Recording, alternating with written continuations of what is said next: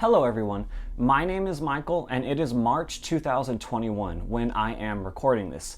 The vaccine for the health issue is becoming more accessible, which means that air travel should be more commonplace and safer, hopefully, in the coming months and year. And whether it's this year or next, you might have plans to travel lined up. So, what is your plan for that? In other words, how are you going to help facilitate your next trip?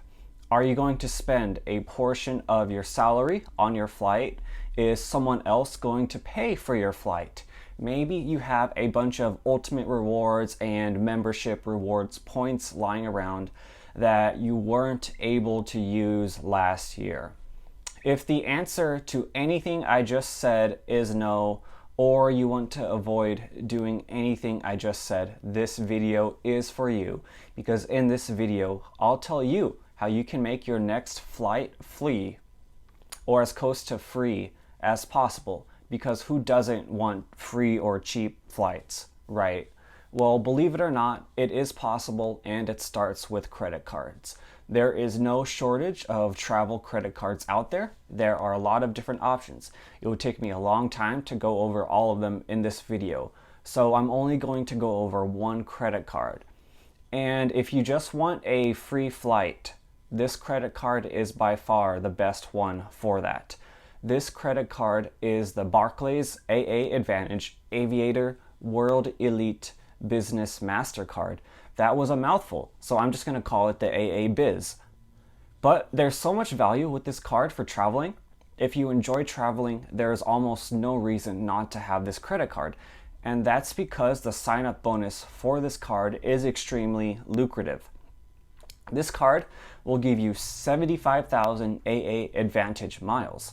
With a relatively minimal spending requirement, you will earn 65,000 miles after spending $1,000 on the card. And you will earn 10,000 miles when a purchase is made on an employee card.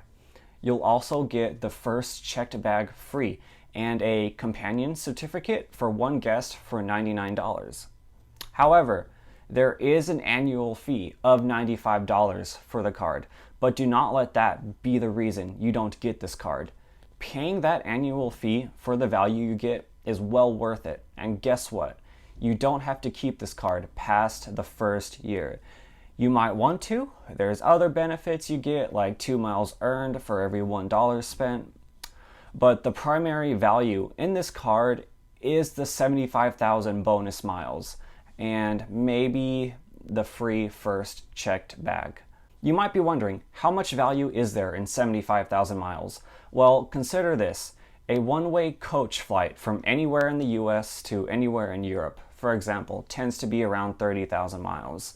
With a round trip, it could be in the ballpark of 50,000 to 70,000 miles. So that sign-up bonus would easily pay for that.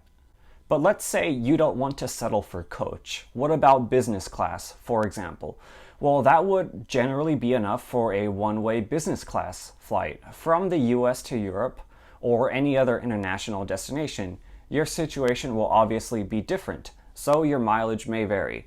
If you want to do a round-trip domestic flight, chances are those miles will probably be enough, not just for one trip, but even possibly two. You might be able to get a round-trip domestic flight for 30,000 miles, which should give you enough wiggle room to have enough miles left for a second round-trip domestic flight. Regardless of how you use those miles, it is almost impossible to not get value out of them. At this point, you might be thinking, Michael, that sounds wonderful, but there's a problem. This is a business credit card. I don't have a business. Am I still able to get this card? When you think of businesses, the first thing you probably think of are retail stores, like Walmart, Target, Best Buy, stuff like that. You might also think of restaurants, both national chains and local establishments. Those are all businesses, that is clear.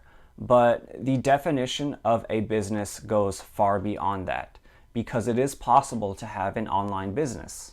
With an online business, you do not need a dedicated location like an office or have an established retail presence. And an online business could simply be rooted in something like retail arbitrage, where you are purchasing products for low prices and then reselling them at higher prices. It is that simple.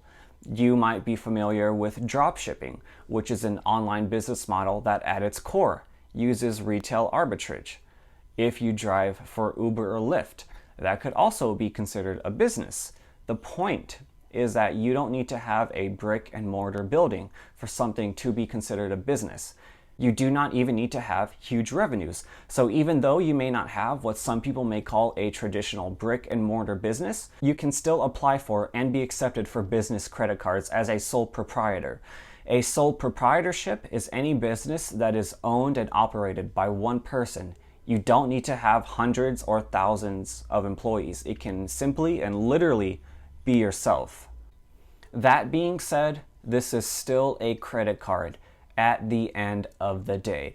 There is a possibility that you might get rejected.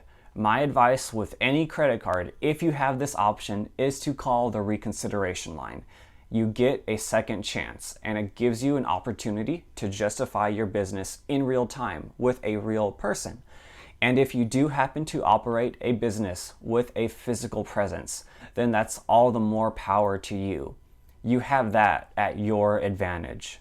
If you don't, then you need to smooth talk your way to getting accepted.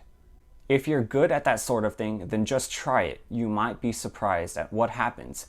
If you don't think you're good with that, this is what you need to do. If you're 21 or older, go to your nearest grocery store, pick out your favorite liquor, drink up, and then try to justify your business then. You might also be surprised. And just because you get rejected one time does not mean you will be rejected in the future. If you are able to get accepted for this credit card, you should have no issues reaching that minimum spend requirement of $1,000 to earn those bonus 65,000 miles. You're going to be buying things you normally would. In this case, with retail arbitrage, you're going to be buying the items you're going to resell. If you think you would have trouble spending $1,000, this card may not be for you. That is it for this video, everyone. Let me know down in the comments below where you would go if you had 75,000 miles to fly with. Would you just stick to domestic trips for now, or would you be feeling adventurous and fly out internationally? I'll see you in the next video, and thank you for watching.